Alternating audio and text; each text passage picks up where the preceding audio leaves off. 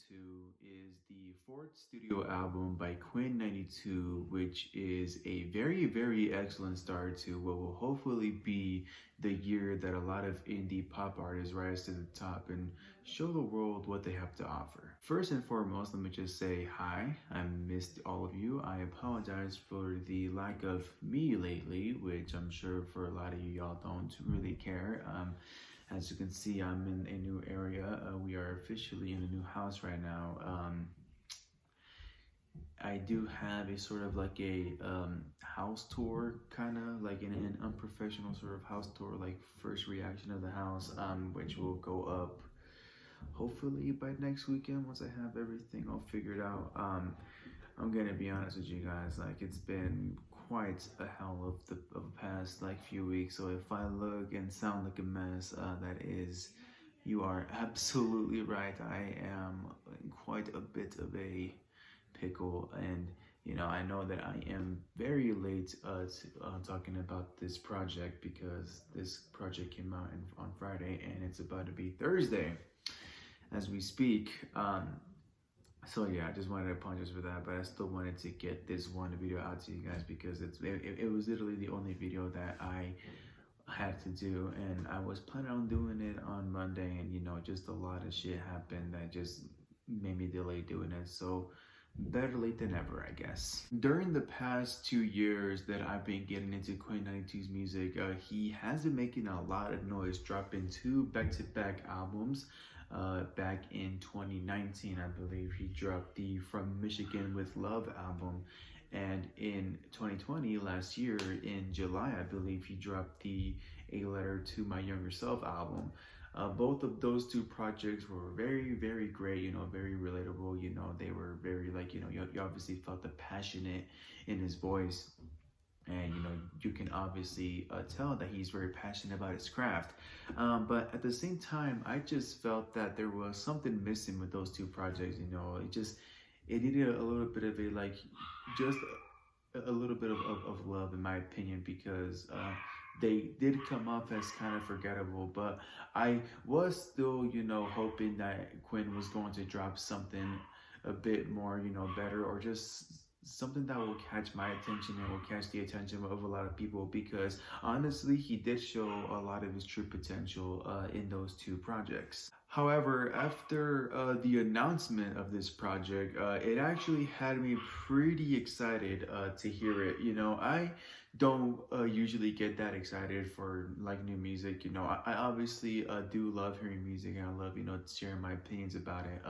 But it is very rarely where whenever an artist, whenever he or she announces that they're making a new project, it is very, very rare that I get super hyped up and actually look forward to hearing the new project. And the reason why I was very excited for this particular project, it's because it is the sequel to Quinn XCII's probably most highly acclaimed EP from 2015. Nearly 6 years after the first installment, Quinn XCII once again reunites with producer and his longtime friend Aoki. I believe that's how you pronounce his artist name. And they pretty much go back to their roots, and as they stated in the first track of the album, go all the way to Newport to film, or not film, but to make and record this whole project. So Aoki takes full credit for the whole production value of this album. There isn't no other third party. There isn't no, Quinn XCII helped produce some of it. Aoki is the producer on this whole project, which means for a lot of you that don't know who Aoki is or heard of him but have never heard any of the shit that he's made, get ready for some very, very weird sounds, but some very satisfying and beautiful new sounds as well. Both Aoki and Quinn XCII share one thing in common, and that's that none of them are afraid of doing something that's, genre bending. They are not afraid to do something different, which I am actually glad about that, because there are very, very few artists these days that, they do a lot of unique shit, you don't really get to see that much. People like keep on doing the same thing traditionally, which isn't bad at all. It's just that it's very exciting when you get to hear somebody who is considered like an R&B artist or a pop artist or a hip hop artist, and they just do something that it makes it sound a bit different. They are the ones that look for, and in some cases create the new wave of how certain music genres are going to be heard for a long time. This album will still give you that same indie pop vibe as you would get from a Chelsea Cutler album or a Jeremy Zucker album, only this time it has Aoke's own little like fun twist, as he works with many different genres. He works with hip hop. He does a bit of like electronic and stuff like that. He just does a lot of like different shit. Like if any of you have ever heard any of his like old shit, or just in any of Aoke's like own like solo projects, like you would not know like what to like put him in a category, because he just does a lot of like different shit. He works with very very different like very different sounds and very like different like beats and whatnot. So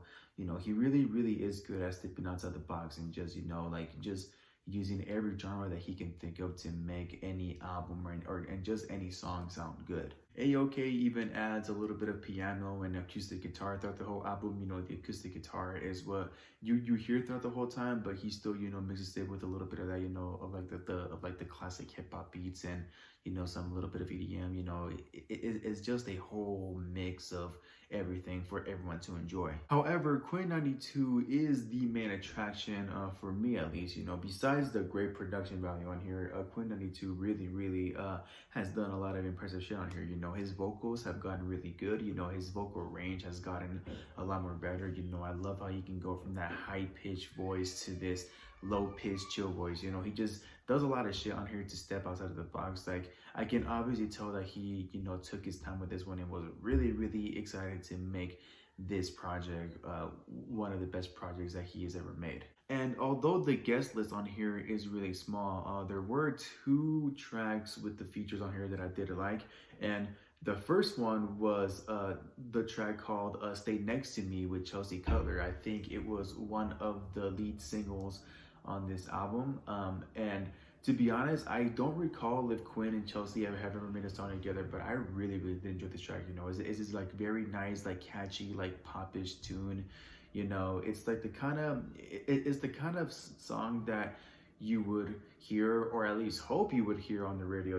I usually don't listen to any of the new stuff that the radio plays anymore, because some of it just isn't really worth your time anymore, unfortunately. But I would much rather like want this to be on any pop station, because this is honestly like such a good song. It's very catchy, it's very memorable.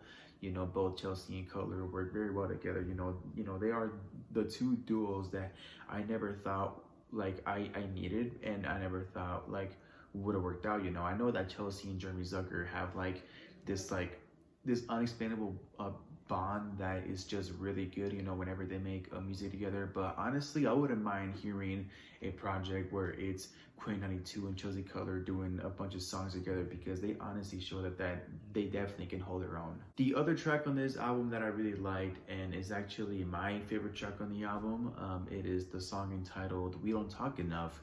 And it features the criminally underrated Alexander 23. This guy is one of the best singers I have like heard in modern day times in a minute. I've heard him on many features with Chelsea Cutler and with Jeremy Zucker, and he just always brought something into the play. He always impressed the fuck out of me, no matter what it was.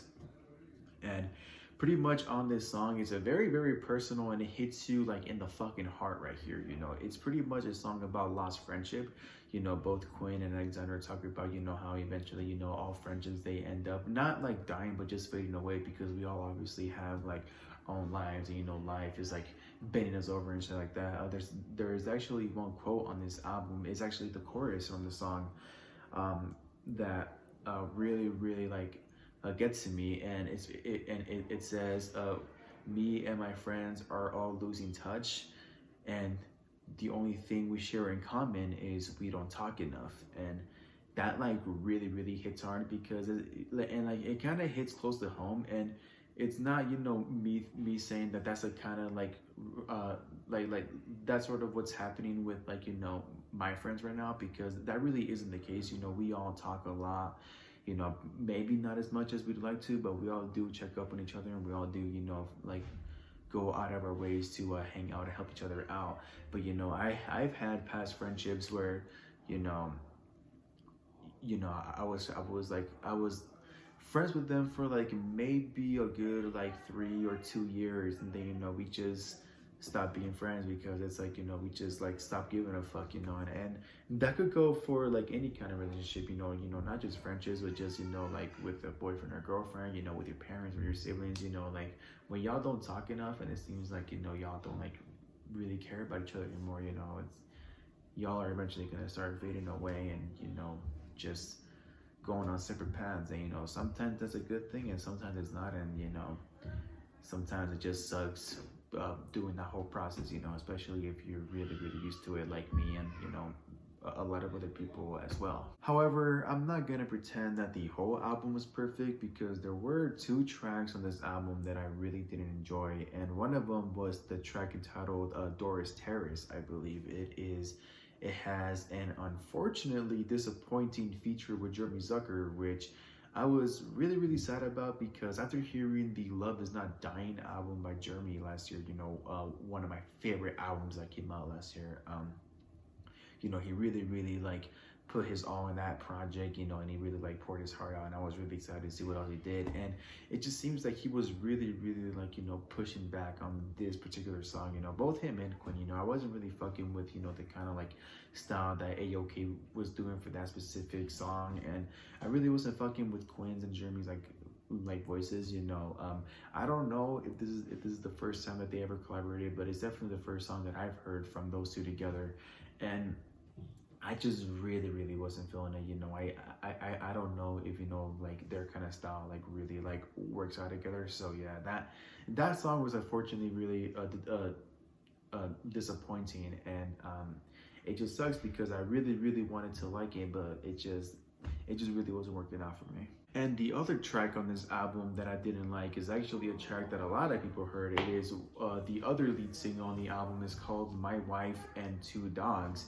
And that one was just a very cheesy and cringy song, in my opinion. You know, that song to me is the equivalent to how in the No Pressure album by Logic, and he has that song called Dad Bod, and he's talking about like how he's developing a dad bod, and, you know, my wife and shit like that, and, you know, he's talking about having to go to the store and buy diapers and shit. And, you know, that's kind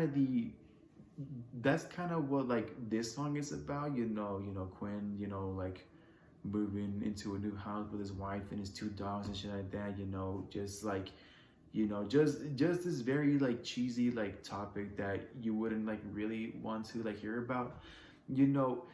Sure, like, you know, good for y'all, and we're all so happy for you and everything, you know.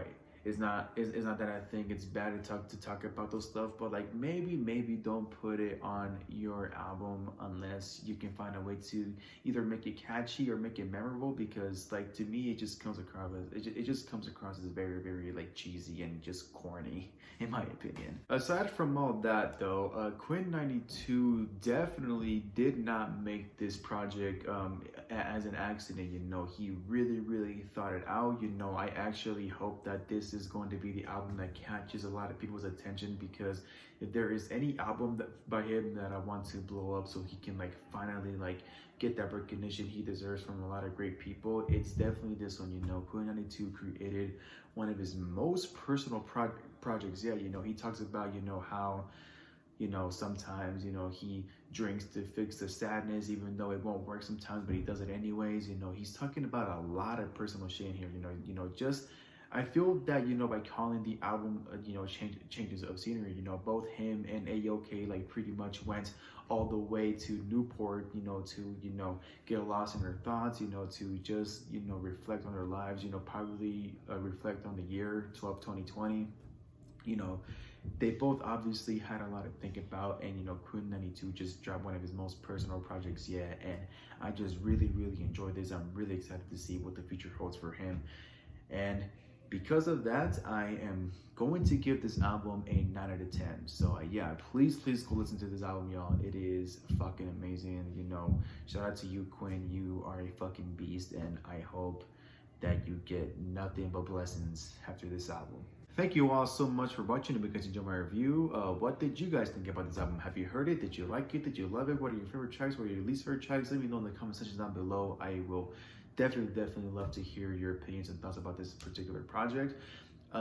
Don't forget to like, subscribe, click that bell down below, all that good stuff, and don't forget to stay happy. It's like I'm living a dream, that's how to reach. I've been cooking like Walter and Jesse P. Kisses, I ain't trying to be a prodigy. Past deep.